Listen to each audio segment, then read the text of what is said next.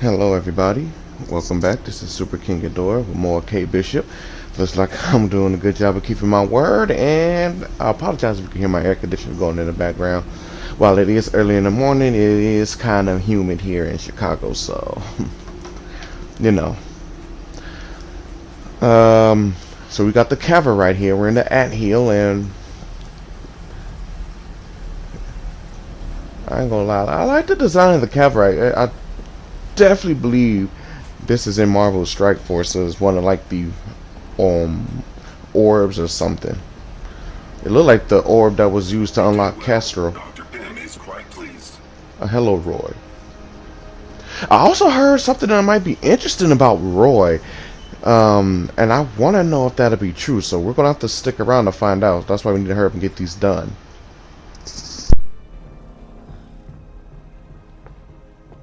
Welcome back. You've gathered enough cavorite to power the bridge. You have one shot at this. Great. Let's go get Hawkeye. Whoa!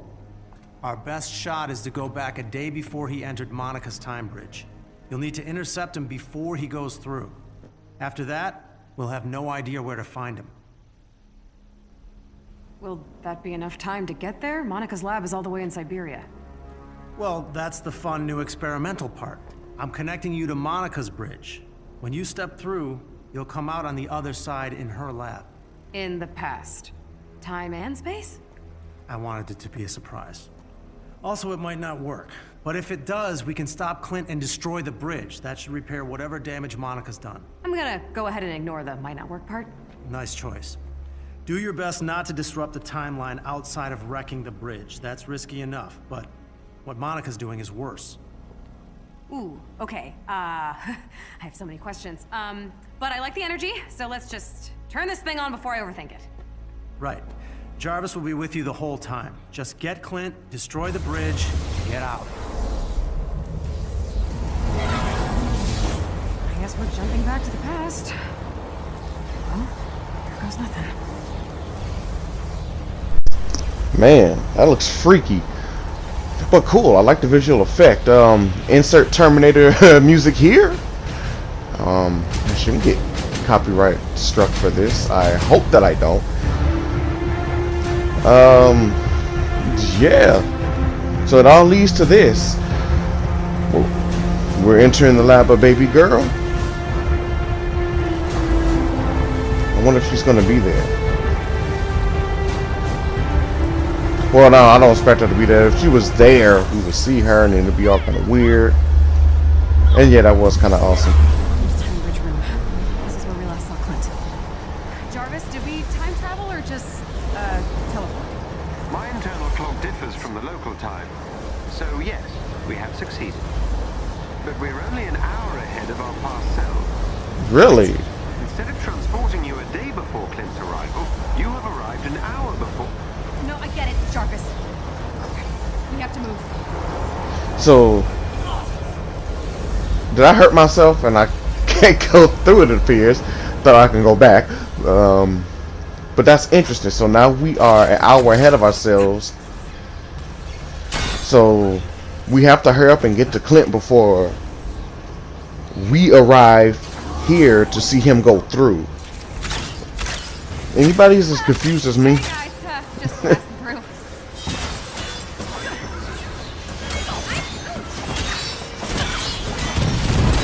My God.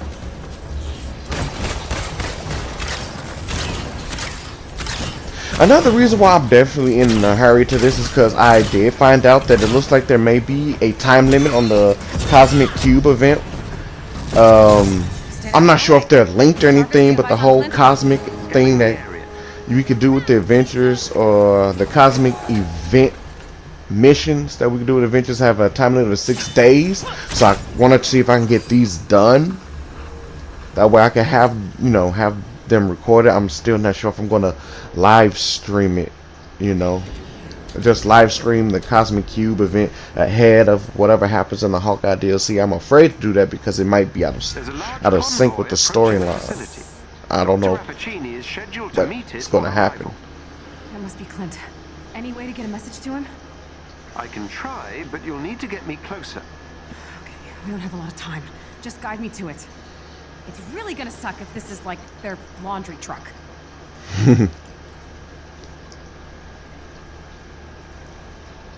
But would it suck if it was the food truck? Think I could handle it being the food truck. And I am saying that because I am currently hungry as I am recording this. Probably should have eaten something, but that's neither here nor there.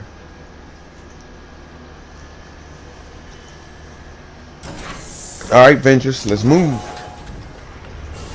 This place looks familiar. I'm picking up the convoy ahead. We'll have to get Clint out of there before it reaches the facility. Okay, let's go. So will we still experience the time things or no, since Monica didn't actually power up her time bridge yet? We shouldn't feel the time shock waves.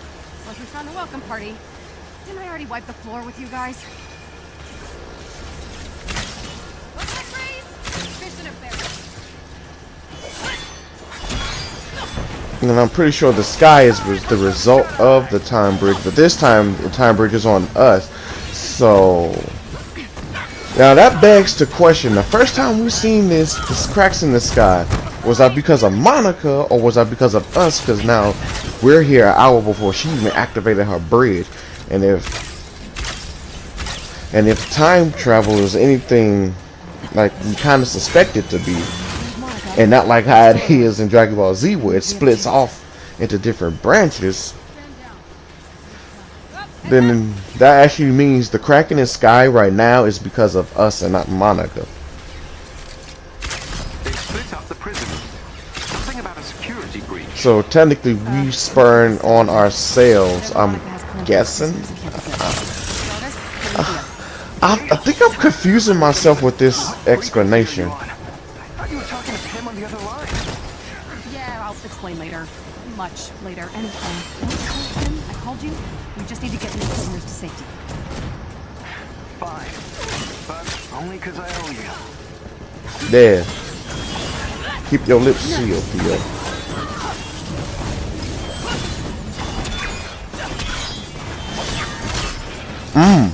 This may seem out of place, but I did finally was able to see. Oh my God, excuse my grammar.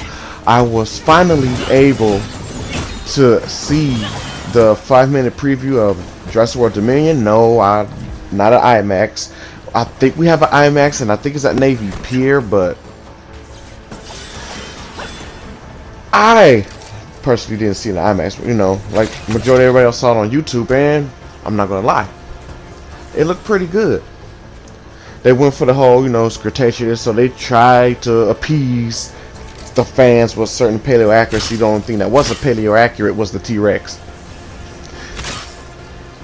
Turns out T-Rexes aren't feathered. Or basically to clarify, to say there's been no fossil evidence for anything that is on the Tyrannosaurus tree closer to Tyrannosaurus than it is Proceratosaurus that was feathered.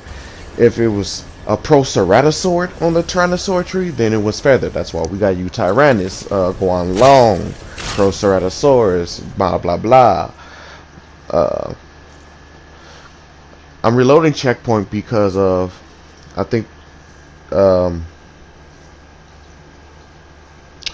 I'm at a loss for words here. I was going too fast and trying to play and talk, and basically I reloaded because I think there's something wrong with me trying to free the prisoner.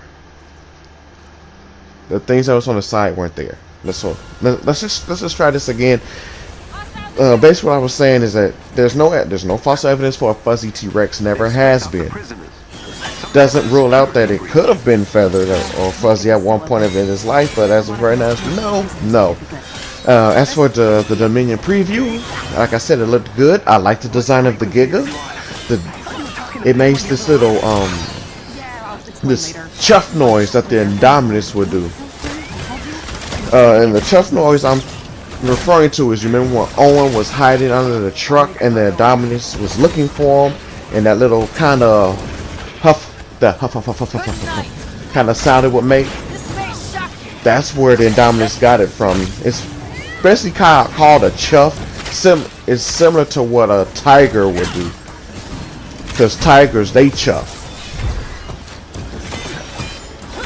But yeah, so the Giga DNA in the Indominus is what makes it chuff, and it was interesting to me, you know, to hear that, as that's where the Indominus got it from. Well, now I'm just repeating my fucking self. Well, what I'm trying to say is interesting to know that's where it got it from. Like, other than possibly the size coming from the Giga, that it inherited at least that trait. The vocalizations that the Giga did, it was right before they fought, right? The T-Rex roared, and then the Giga roared, and its vocalization was pretty damn cool. Hold on, let's get a look at this.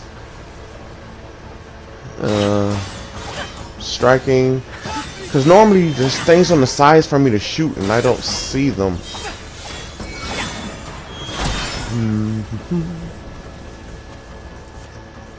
And I'm a dumbass. Because it was that. If I was paying attention the first time, there would have been no need to reload the checkpoint. So I apologize in advance. Now I shoot these sides. It's been a while since I've done this, so please excuse my slowness. But as for the part that you may or may not have heard, the part where the Rex dies to the Giga, according to Colin Trevorrow, he said it brutally murders the Rex, but it didn't. It didn't. So what happens there for those that needs just a little bit of clarity is, right before they faced off, they circled around each other, kind of like in JWE, right? And when the Giga was circling around, one spot that it stepped on was loose gravel on this kind of embankment, right? And they focus on that, so we as the viewers can see, okay, this is a slippery slope. This little area right here is unstable, so something bad is going to happen to one of these two right here. So they engage in a fight. The Giga does overpower the Rex, though. Like, they try to ram each other basically, but the Giga, being the bigger brute, pushes past the Rex, which is another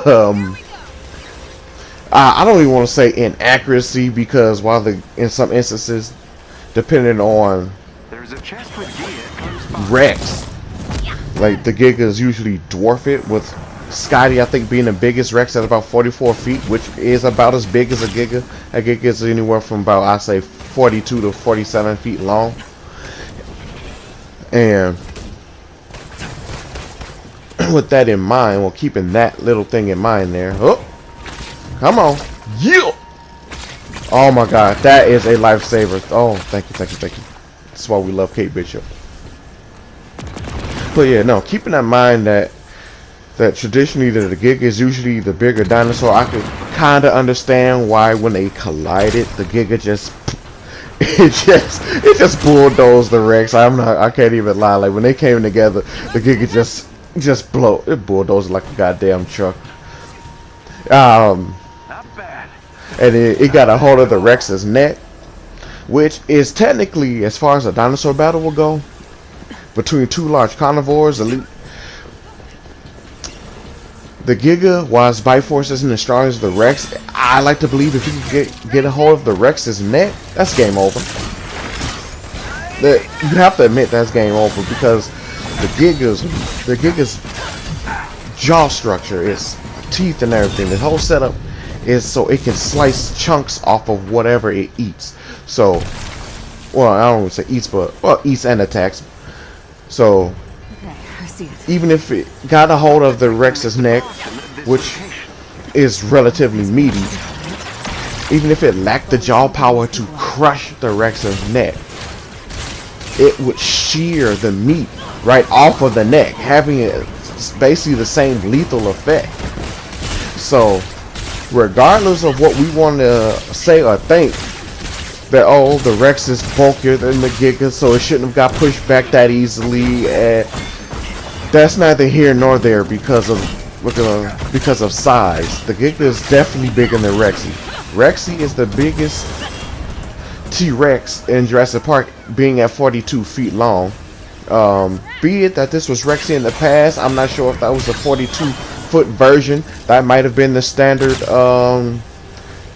I say 39 40 footer, but you know, I can't even diminish that what I was about to say. Even a difference of 3 feet can have a big effect when it comes to large carnival face-offs. So there, just from the sheer difference between these two behemoths, it may not look like the Giga was much bigger, but trust me, the Giga was definitely bigger than our mascot.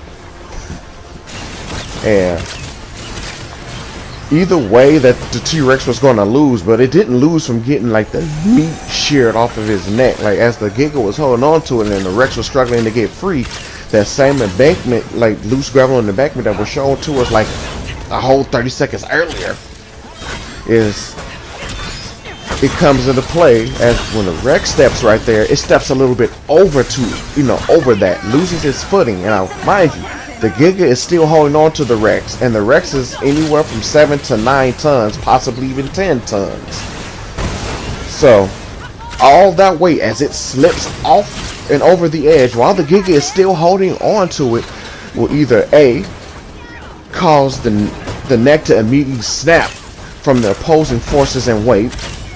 2, the jugular of the Rex and any major veins and blood arteries to get severed because of the Giga's teeth and how specialized they were for as I keep saying, sharing meat. Or C, both. A combination of arteries being severed in the neck with the weight causing it to snap, kind of like a noose when somebody was being hung or lynched, and the Rex basically fell to his death. But yeah.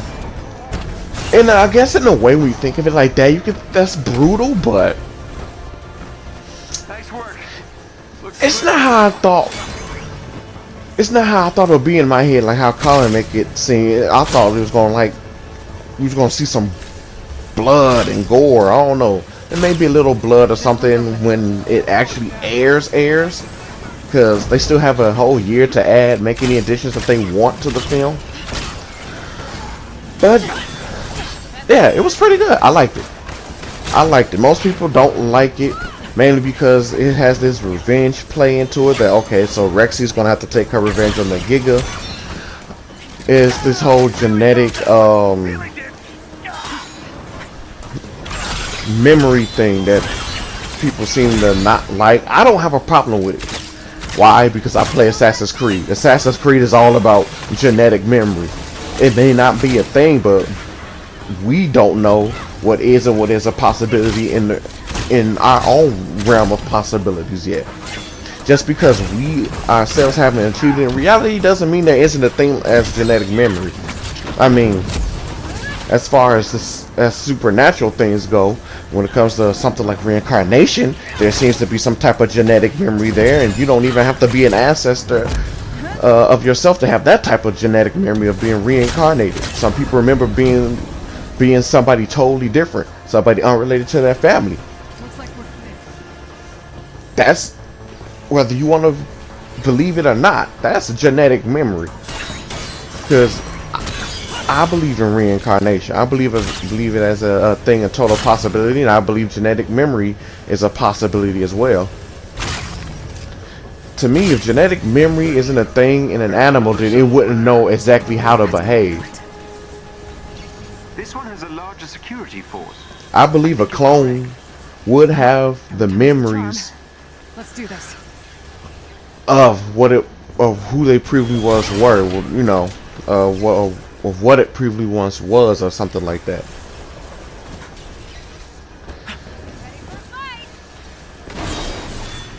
And yeah, I know I use Assassin's Creed as an analogy, but that's the closest thing we have to something like that. But that's because it's tapping into your own DNA, your DNA's genetic memory, and that's what your DNA is. It is the genetic memory of you, your ancestors, your whole family lineage. So it's kind of I'm trying to say this without sounding like an asshole, but for people to say that it's stupid for an animal to have genetic memory, it's kind of stupid to say that it can't, because that's what DNA is. It is our genetic memory. Sure, I may not be able to tap into the memories of any of my ancestors or something like that, but I don't know. Maybe that comes by unlocking more of our brain power, because as humans we can't, I think we haven't accessed more than 10 or 20% of our brain power or something like that. So we don't know. If we ever unlock more of our brain power, we probably could access the genetic memory of our ancestors. Right?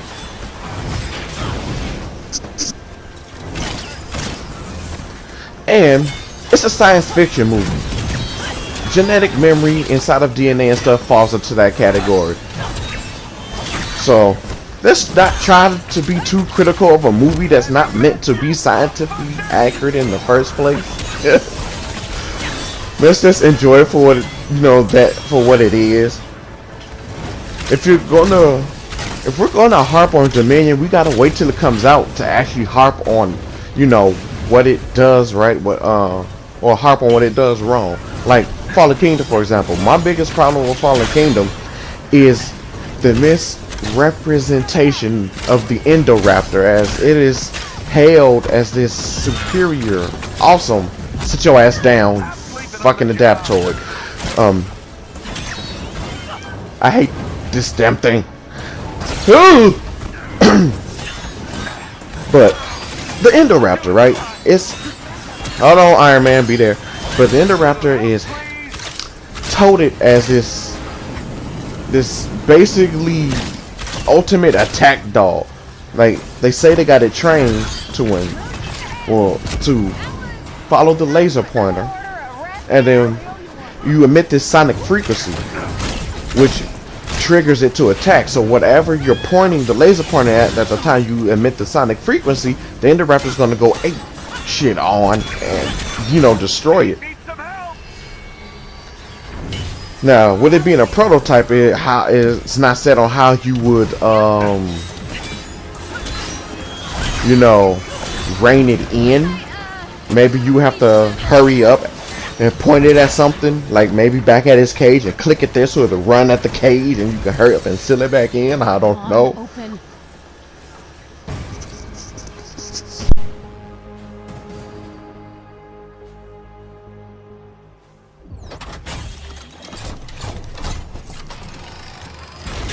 Katie? Oh my god. What are you doing here? Saving you, dummy. You don't understand. I agreed to this. What? AIM has sent their forces to recapture the prisoners. Look, explain on the way. We gotta move. How could you work with AIM? Remember that day we got separated? Hawkeye's working You with. were right about Fury. AIM had him locked up. Same as me. So he's alive. So AIM has Fury. Turns out, Fury and I both found plans for something called Project Omega. Monica claimed she was trying to stop an apocalypse. And you believed her? Really? Fury did, or pretended to. We were her prisoners, but he agreed to help her. Then, after a while, I got a message. He needed my help, and Monica wanted me to go in after him. So this is a rescue mission. Wait, so he's in the portal or something? Her time bridge? Does that mean we'll possibly get to play as Fury one day? I am excited to see more Fury. Oh, maybe we see Fury in Hawkeye's DLC, because he just said he has to go in after him.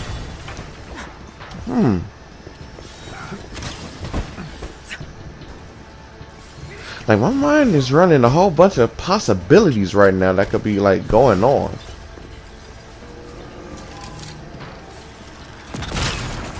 Oh, yeah, well, hold on. But before that, what was I saying about the Indoraptor? Lack thereof. But basically, it has enhanced senses. It's supposed to be basically the perfect killing machine. And then there was the one scene where Owen, Claire, and Maisie were hiding underneath it, not even a foot away from it. Well, okay, not even, I'll say 3 feet away from it, or 3 feet from under it. and it couldn't smell them.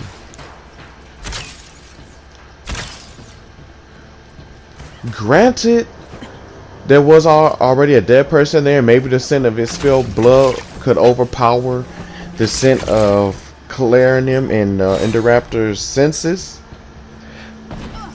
But the way this thing was so boasted and bragged about, to me it was so underutilized. It didn't really do any of what it was said it can do. The only thing that was made use of was the fact that it is a giant ass house cat and it likes to chase around laser pointers. That was my biggest problem with Fallen Kingdom, besides some of the writing. Like how like how Claire and Owen and the whole T-Rex thing, how they was able to do that whole thing with the T-Rex, and nobody on the boat was concerned that a 7 to 9 ton predator is acting up in the truck container, which I think it should be able to either rip apart with its clawed feet, or at least cause it to fall over, knocking over the other cages that they got the other animals in and stuff like that.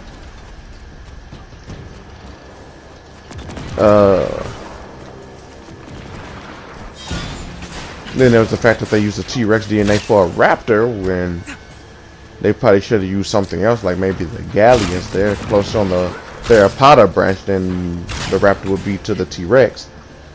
I kind of hope that makes Blue unstable, but that's neither here nor there. Basically what I'm saying is,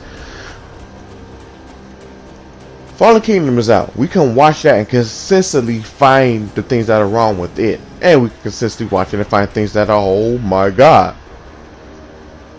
You again! I hope you guys are ready.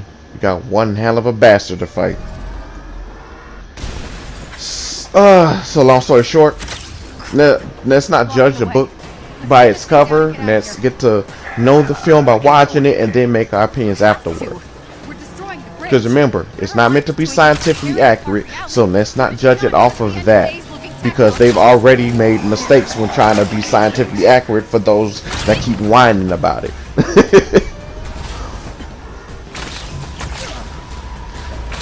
I am hyped for Dominion. I hope you all will be hyped for Dominion. This big ass robot is a pain in my fucking ass. Let's hurry up and get rid of it.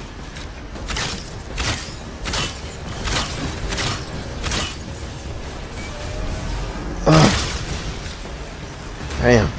Chest pain.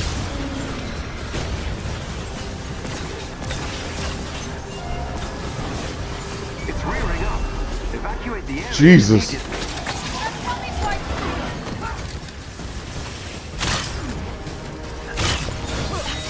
I'm gonna have to punch it. I don't think my arrows are doing enough damage to the vents. I'm gonna have to make them more stronger. Tachyon storms. Amy's been using time travel to speed the process up. Move! I gotta beat the all seeing eye. Damn. Get out the way.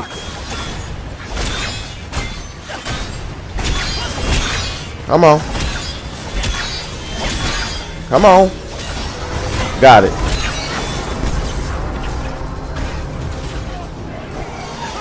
I guess we did as much damage to it as we could. I thought I'd be able to do more and not as much as I thought I would do, because I didn't know I didn't see a little health bar right there. I thought I was on a time limit, but that was re-encouraging.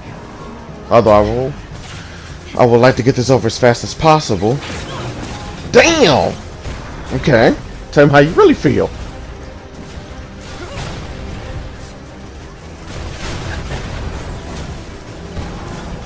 Get the vents to the back of his feet. Come on.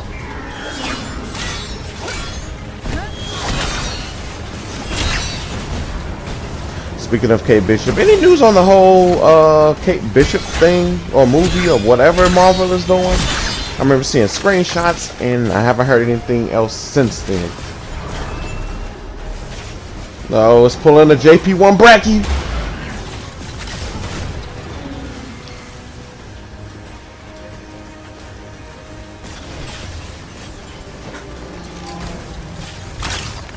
Let's take these guns out.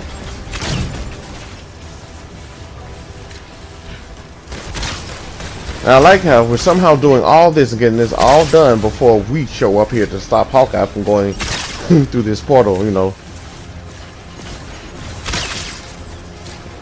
We have amazing efficiency here in the Days of Future Past. Now that I think about it, this is what this basically is, right? This is the Avengers version of Days of Future Past. I wonder how I did not catch that. This is basically that. Target the eye. So what's the Omega weapon? No idea. Lots of words I did not understand. But if you're right,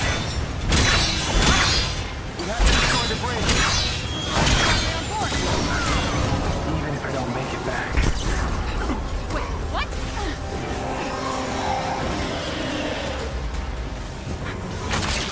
Woo! But yeah, okay, so I'm not mad at them for this, because if this is basically their version of Days of Futures Past, I'm not mad at them for that.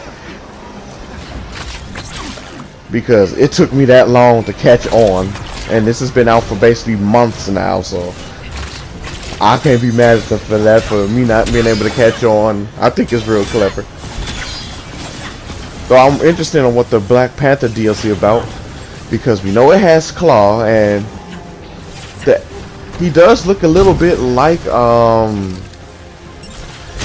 Black Panther actor who passed. And I think that was done purposely too, you know, to pay homage to him.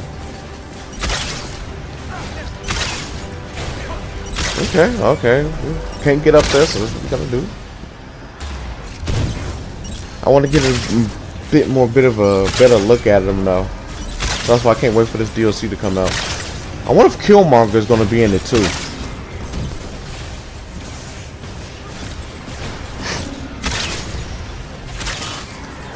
And I know I was talking about Spider-Man last episode, but I think I want Captain Marvel in the game first. Just so we can see what type of iconic outfits we can get for her. Because I'm hoping to get her old Miss Marvel outfit. If that's making any sense. I don't see why they wouldn't put that in the game. It'd probably be like a legendary or something like that. Oh, damn! Somebody to save me, please.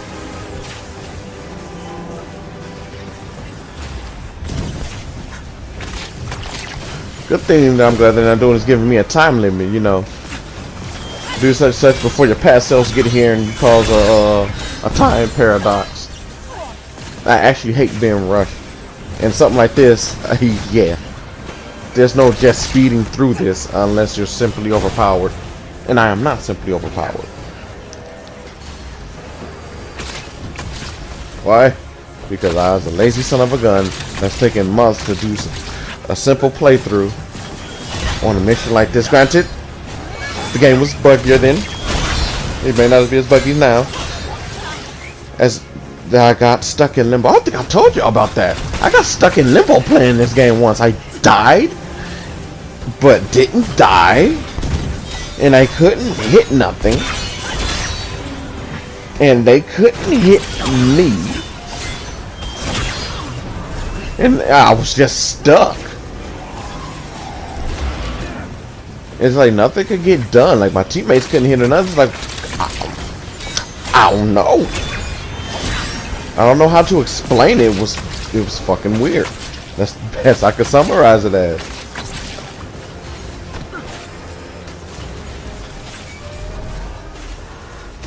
Ah, somebody on the other side. Okay. Say good night.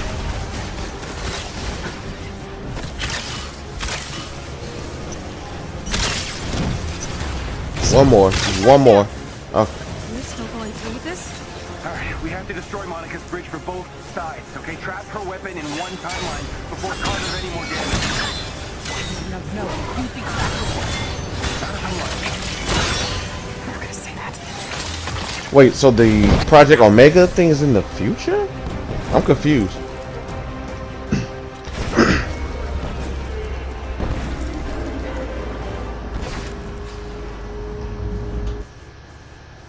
funny how we didn't see that on the way in.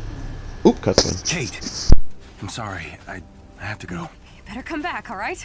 I'll try, but if I don't, Nope, not having that conversation. Okay, so just get back to the convoy before Monica realizes you're gone.